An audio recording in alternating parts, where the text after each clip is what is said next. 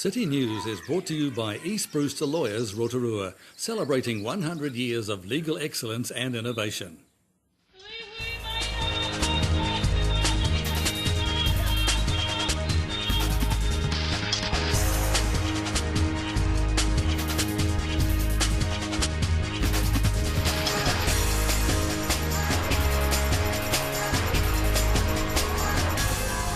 Kia ora Rotorua. Coming up on City News, local wood products company Verda gets a visit from the Prime Minister. Māori Party co-leader Te Rotorua Flavel has welcomed the announcement of an industry-led inquiry into forestry safety. And the Silver Ferns play England later this year at the Energy Event Centre. A multi-million-dollar joint partnership between local wood products company Verda and the district of Raikuzen Takata in Japan prompted a congratulatory visit from the Prime Minister yesterday. Company owner Grant Butterworth says the PM was genuinely interested in the deal, as well as the products Verda produce. And he was really interested and genuinely interested. It was great, and he wanted to understand a bit about the technical side and particularly, the elevating radiata pine to that sort of price point. We target markets that have traditionally been tropical hardwoods, so we've had to design the products to meet the exacting requirements of the French market, and France is another one of our large markets, or Japan, or wherever it may be. And he was really interested and genuinely interested. It was great, and he wanted to understand a bit about the technical side and particularly the elevating radiata pine to that sort of price point. Good to see you in Rotorua, the Prime Minister. A couple of years ago, 2010, always sad to hear about the tsunami in Japan, but 3 or 4 years later, the spin-off for New Zealand and also here at Vada Rotorua. Yeah, look, tremendous opportunity out of adversity, and it shows the closeness of the relationship between New Zealand and Japan, but also what a tremendous market it is. And there's always been a lot of Japanese interest and investment in New Zealand, particularly in the forestry sector. But Verda are obviously doing extremely well in that market and carving another new niche. Māori Party co-leader Te Rotorua Flavel has welcomed the announcement that there will be an industry-led inquiry into forestry safety, but is warning the government not to wash their hands of their responsibilities. Mr Flavel says the forestry sector has the highest number of workplace injury and deaths in New Zealand, and the government is ultimately responsible as the regulator of workplace health and safety. He says he's pleased that the industry has picked up on the seriousness of the issue and leading an inquiry into forestry safety. In sport tonight, international netball comes to town later this year when the Silver Ferns take on England in October. Energy Event Centre manager Jolene Elliott says Rotorua is lucky to have secured the international. They'll be here in October of this year. Very excited to have secured that event. They've got 3 tests in New Zealand, and it's awesome that Netball New Zealand have decided to bring it to Rotorua. Yeah. What does it mean for the local economy when a big sports team, especially like the Silver Ferns, comes to Rotorua? I think it has a huge impact. It's also good for the local community as well, because we're securing events of that sort of stature. We're also playing England, which is a really good team for the Silver Ferns to be playing here. To your weather now, and the forecast for tonight is for mainly fine weather with gusty southeasterlies and an overnight low of 13. And a reminder that every Friday you can plan your weekend activities with help from our weekend weather roundup with Met Service straight after City News. For program listings and other info or to upload images, check out our website, that's tvrotorua.co.nz. And remember to check out our Facebook page, TV Rotorua. We would love you to like us, as they say. Still to come in tonight's program, we talk with Rotorua Bike Festival organiser Kim McVicker. We find out about Sport Bay of Plenty's Bike Month events, and we cover Touch New Zealand's Junior Interprovincial Series held at Puarenga Park last weekend.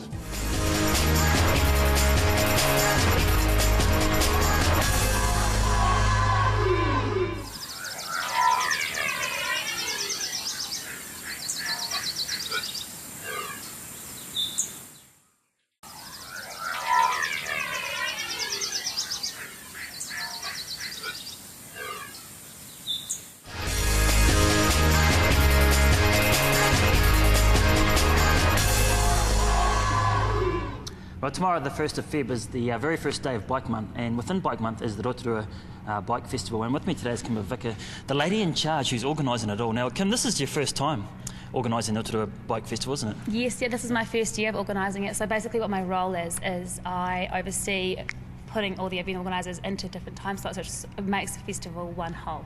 So we've got 31 events within 10 days. So a bit of a challenge, but making sure they all fit and everyone's happy with where they are is what it's all about. So the build-up, I guess, to it is you're going to be pretty busy. Yeah. We've had the last 3 months of meeting event organisers, making sure they're happy with what's going on, and they are happy, and they're all fitting into a time slot that suits them, and it's all happening now, and so it's just increasing. The press is out there, and the posters are out, the programs are out. It's all ramping up to be a great festival. So how did you get involved? Because obviously, like I just said, it's your first time you've been involved in the bike festival. Well, previously I've been on the Mountain Bike Club, and I've organised a lot of mountain bike related events, so national champs for a few years, Oceanias, and I just love being involved with biking and events, so it's kind of a perfect match for me. Yeah, the right person for the job. Yeah, hopefully. Now, you said 31 events in 10 days. That's a lot of events to organise, so I guess you've got a team with you, and then also within those events there's other organisers as well? Yeah, so a lot of the events are run by individual event organisers. I'm only personally running one event within the whole overall festival, but there's all the other organisers like the BMX Club, the Orienteering Club, they're all running their own event within the festival week, and there's also some commercial operators who are operating too. So there's a big mixture of events for everyone.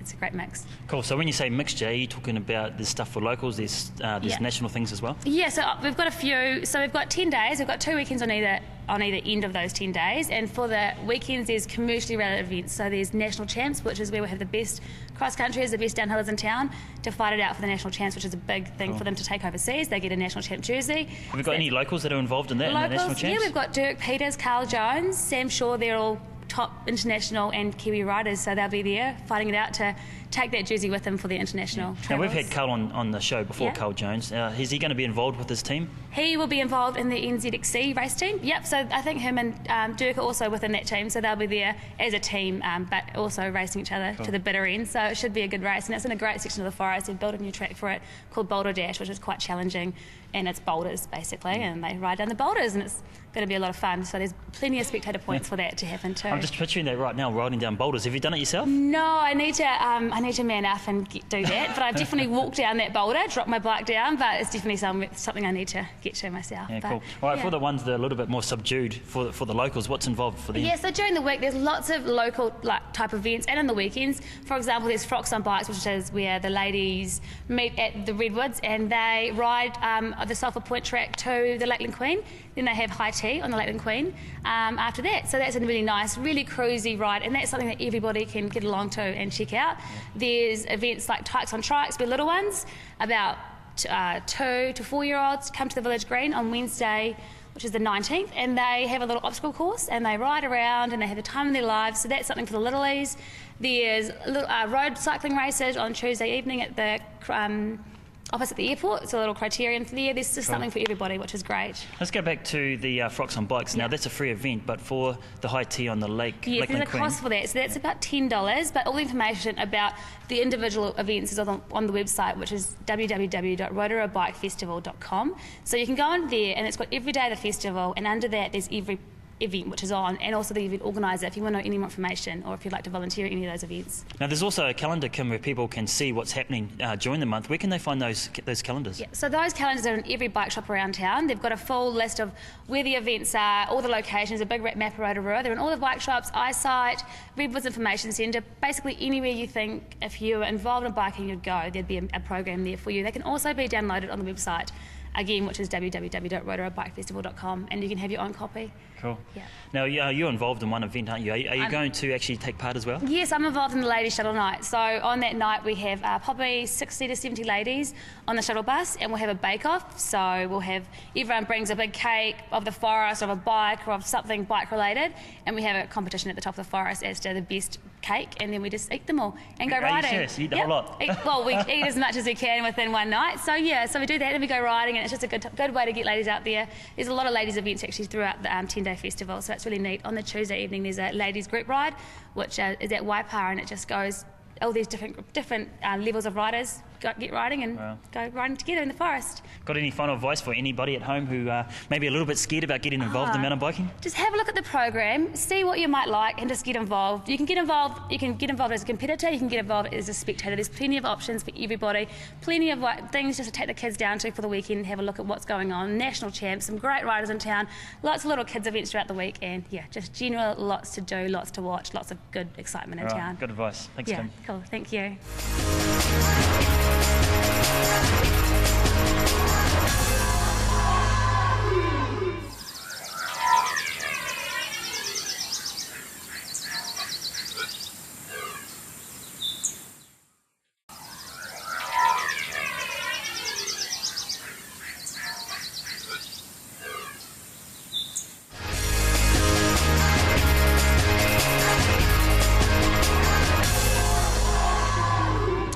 Well, coming up in the month of February is Bike Month. It's the second annual Bike Month here in Rotorua. And with me today is Melissa Gordon from Sport Bay of Plenty. Thanks for joining us today, Melissa. Thanks. Now, obviously, like I just said, this is a big month for the city. What sort of things have you guys organised at Sport Bay of Plenty? So it is definitely one of our busiest months throughout the year. So we've got the Play in the Bay calendar, which comes out every month, and of course February is our bike month. So that's full of lots of give it a go activities for people to join in, especially for families, people that are new to activity, that sort of thing. And majority of them are low cost or even free, some of the activities. So other than the calendar, we've also got Tour de Bay, which is a corporate challenge that we're running, targeting businesses, getting groups of 3 co-workers together and trying to cycle as many Ks as they can throughout the month. Wow. Lots of spot prizes up for grabs and that sort of thing. So, we're really keen to have a lot of new businesses on board. We had 37 teams in Rotorua last year, and the overall winning team, cycled some humongous amount of Ks throughout the month. So we've separated into a social and a competitive grade this year, and looking forward to having some new people on board with that. Cool. Now, you mentioned the Bike Month calendar. Where can people pick one of those up? So they're located in various locations. Sport Bay Plenty would be one of the main ones, or on our website. Also places like Rotorua District Council, Convention Centre, Library, Aquatic Centre, medical centres, community centres are all over the place. So, they can find them anywhere. So what sort of information can people find in it? Obviously the event, how much it costs and where and when? Yep, that's the main thing. Contact details, the date or when it's happening, a bit of information about what the activity is. And like you said, the contact, the cost, and that sort of thing. Also, whether or not the activity is accessible for those with disability as well. Oh, wow. Cool. There's quite a bit of information in there to get you started. Now, regarding the Corporate Challenge Tour de Bay, how do people register for that? And is there a set limit? Like, can you have, say, 50 teams or 100 teams? Or have you guys, kept it? No, we haven't kept it. So we might be getting ourselves in trouble there. We might have too many teams register. But so the main place to register is through our website, where you can fill in your 3 team members' names, your business, contact information and that sort of thing. So registrations are being taken up till 31st of Jan, and then the challenge will kick off on 1st of Feb. Yeah. And that's free? Free, definitely free, and there's spot prizes up for grabs throughout the month, such as morning tea shouts, Rotorua Cycle Centre vouchers, and biking goodies as well, basically. And the main aim of that is just for the business or the corporate to pedal and bike as many Ks as they can. Yeah, definitely. And in the past there's been the Bike Boys Challenge, and this is a spin-off from that. We're really keen to try and get businesses on board and help them get their staff more active, and why not do it during February when it's Bike Month? Of course, yeah. Now, the other big event that's happening in Bike Month is the Bike to Work Day. Yes. Now, obviously last year that was quite popular, with lots of people going to City Focus for breakfast, but things are a little bit different this year. Yeah, definitely. So we're trying to get more out in the community. So we've got 4 pit stops located at Kotu Lights next to Rotorua Heating and Gas, also outside New World on Old Taupo Road, and corner of Tarawera Road outside I Love Soap, and the other one is City Focus. And we'll have a staff member there. You can rock up, fill in an entry form to win a new mountain bike, cool, and also pick up a spot prize. So that'll be happening between 7 and 9 a.m. on 14th of Feb, which is a Friday, also Valentine's Day. And we're really encouraging schools. So if you're cycling to school, cycling to work, even if you're cycling to the forest to go for a bike ride, to call in to one or more of the pit stops on your way. So it sounds like you guys have been busy, eh? Yeah, definitely. February is definitely a busy month. Yeah. Now, obviously, like we said, we'll all hear about Bike Month. There's lots of different things going on. Is there anything that you guys here at Sport Bay of Plenty are going to be involved in, personally? Personally, on your bike? No doubt we'll be. We're already trying to rope the staff in to enter the Tour de Bay Challenge themselves and get on their bikes, and also events like Frocks on Bikes, which is happening as part of Bike Festival, and the Family Fun Ride. We've got staff members that'll be involved with both of those events as well. Now, I've had a look through that calendar, Mel. One of the great things that I noticed is there's lots of different people from all around the city who are involved organising. So it's not just you guys. There's lots of different people from different organisations. Yeah, and that's what the Play in the Bay calendar is about, is promoting what local activity providers offer, you know, for the community to get involved with and get more active. So, the aim is to promote what people are already doing and just get the word out there of where people can get in contact with these groups and join them. And plenty of support from sponsors? Yeah, definitely. Rotorua Cycle Centre's come on board for Tour de Bay and Go By Bike Day, which is awesome. Regional Council, also NZTA, and local council, of course, supports us. And, so it's really good. Yeah. Now, one of the big things that I like about these sorts of things, Mel, is prizes. So, yeah, prizes. Any good ones in there, apart from that mountain bike, you said? Yep. Lots of biking goodies, high-vis things, fixing bike repair packs, and hopefully T-shirts, drink bottles, that sort of thing. Yeah. Cool. Now, you mentioned that if people want to be involved in Bike Month and all these different activities, they want to register on your website. So what's that? So www.sportbop.co.nz, and if you just look under recreation, you'll find all the information there. Good stuff. I'm sure we'll catch up with you during the month. Thanks for your time. Cool. Awesome.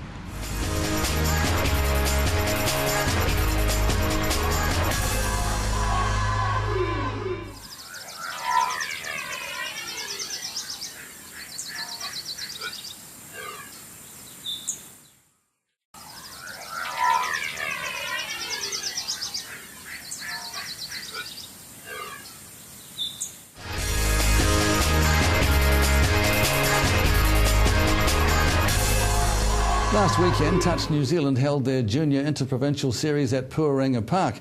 I took a camera along to catch some of the juniors in action.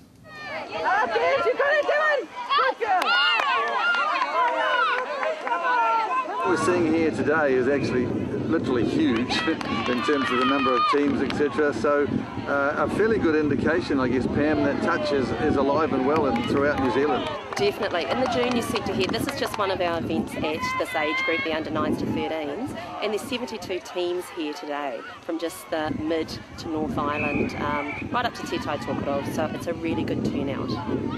Now, one of the things that's come through even just walking around is the number of parents and sort of support crews that are out there, so it's become more of a family thing, hasn't it? Touch has always been a family sport, and we're trying to encourage that through offering all the grades from boys, girls and mixed, so that everyone can have the opportunity to become involved. One of the things that happened just recently was the National Sevens tournament, and I know there were a lot of people saying that a lot of the top sevens people are coming from a touch background.